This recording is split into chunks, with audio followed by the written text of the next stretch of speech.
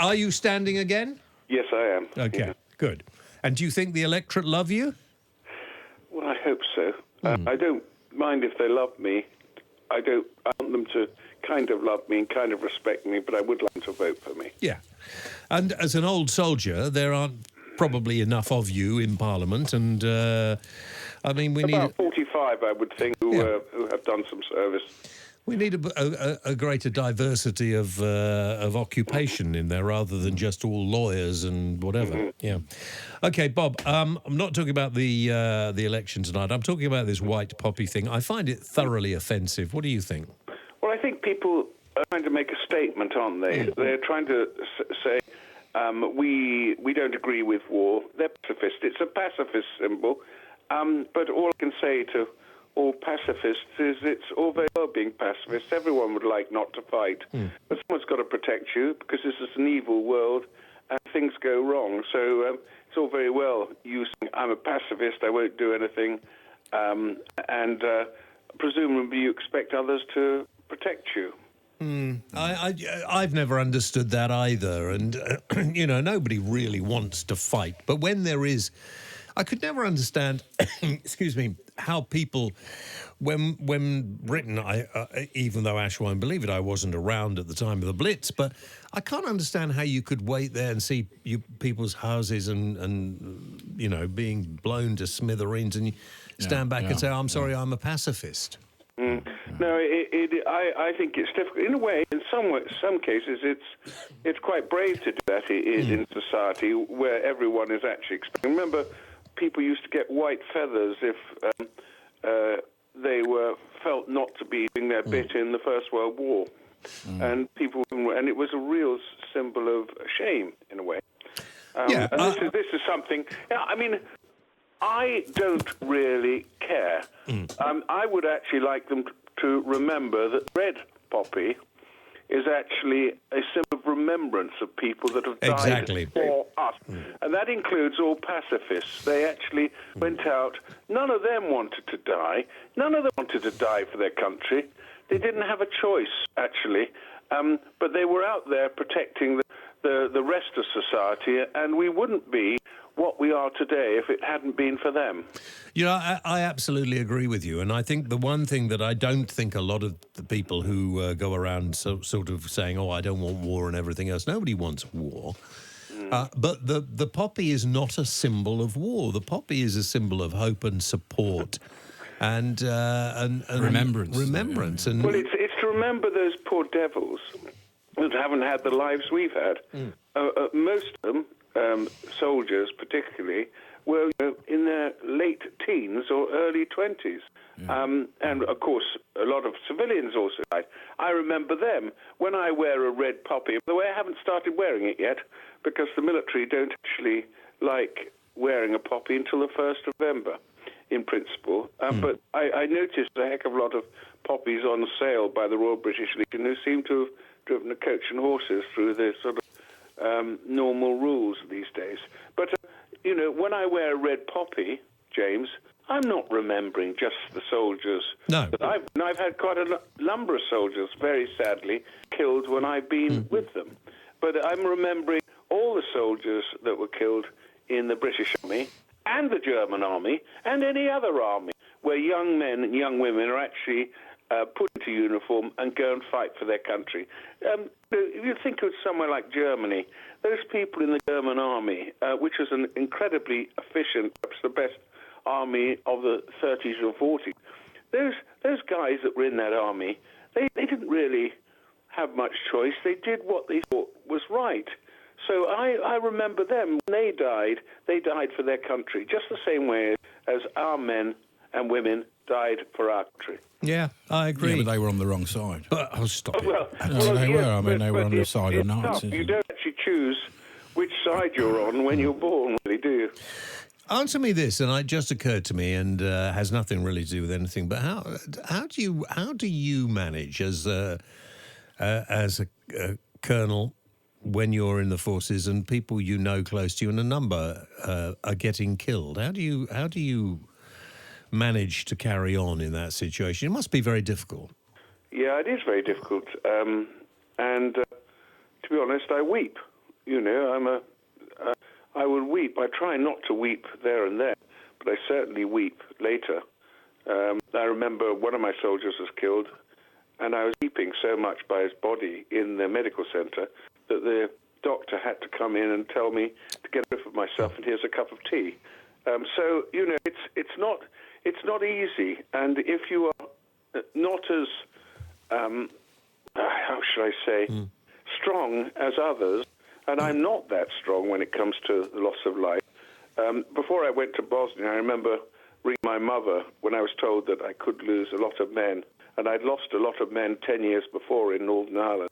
And I said to my mother, I'm not sure I'm up for this, Mum, because I've lost too many people before. I'd lost 6 men killed and 35 wounded on the 6th of December 1982.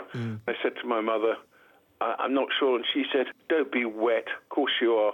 You know, you're our son, and you will actually do your duty. And I got some backbone put into me by my own mother. But of course, I wasn't really. I was going through that sort of doubt phase in which always happens when you're going into combat as to whether I will be good enough. Do you know, I think people need to understand exactly what it is like when you are somebody to do what you do. I mean, did you never, and you've been in a number of fights. I mean, a lot of people listening may not remember the conflict in Bosnia. It wasn't that long ago, and I had a few friends who were there. And some of the stories they've told me, in fact, some of the stories you've told me off the air, not for repeating now, are pretty awful and horrendous. I'm surprised you're as normal as you are, actually, when I think about it, Bob. How do you know I'm normal? Well, no, but joking. It's just a big front. It's not. But I mean, everyone deals with things in a different way.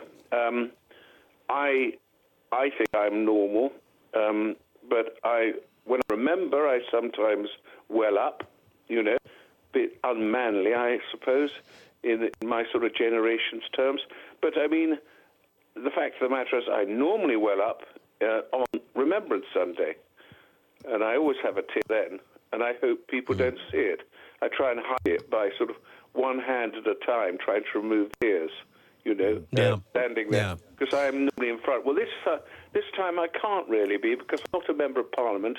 I will be just a normal, you know, Joe, but I will still put a wreath down, but not as part of an official party, and I will do that at Beckenham Memorial. How do you get yourself ready to go into a situation where, even though you're the colonel, you could still end up being shot, being killed, being caught, being tortured? I mean, how do you manage to do this over and over again? I think it's because you get strength from people around you. You get strength from your position. I'll tell you one story, and then perhaps you'll get rid of me. I remember we were shot at in Bosnia on the front lines at a place called Turbe, and my interpreter, or sorry, my PR guy who was with me, had been shot in the head almost beside me by a sniper, and we had to go across to get 2,000 people. Were civilians, and we had to cross the lines, and they were about a mile away across the lines, through the front line positions, through no man's land, and it was pretty dodgy. We'd crossed those lines before and found, you know, off-route mines, and we'd found bodies. It was not a particularly nice place to be. And this guy, Bristow, was shot in the head. He was fine. He survived, but how do you survive being shot in the head? Well, he was protected by the good old British helmet. It somehow stopped him. It took a thing off, pushed his skull in a bit. But how he didn't survive, he was still laughing and joking when we put him in the ambulance. But, you know, I mean, he was saved by his helmet. Anyway, to finish the story, I was really concerned, and I think, well, you know, and all the men looked at me. And they said, what are we going to do, sir? And I thought,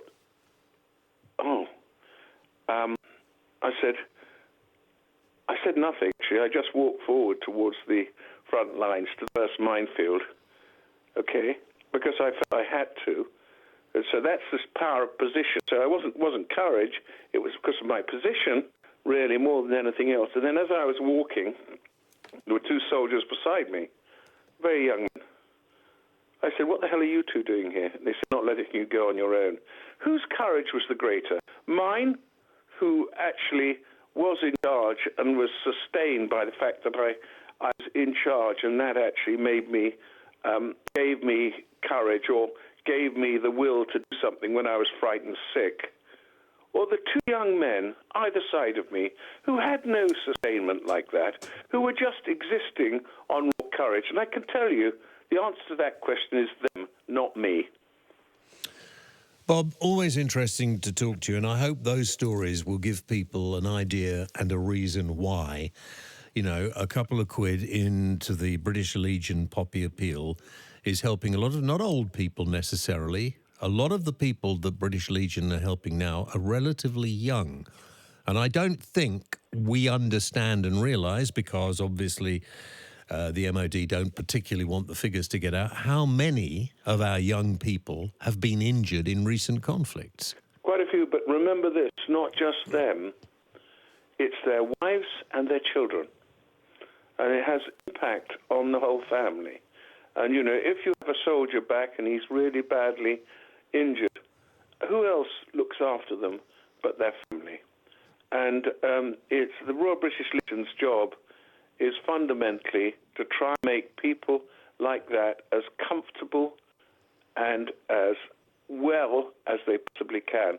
But not just them, those people that actually have to look after them, because there's nothing better than being in your own family when you're hurt. Very well said. Just before you go, what do you think about this news that's just broken this evening? Nicky Morgan is not going to stand at the next election. So be it. She has the privilege of being a member of Parliament. There are 100 people that want to be members of Parliament. She's had a go. She doesn't want it. There are a heck of a lot of young people, middle-aged and even old people like me, that would like to be in Parliament. And they're good people. So if they want to do it, she doesn't want to do it, best of luck to her. I take my hat off. Goodbye.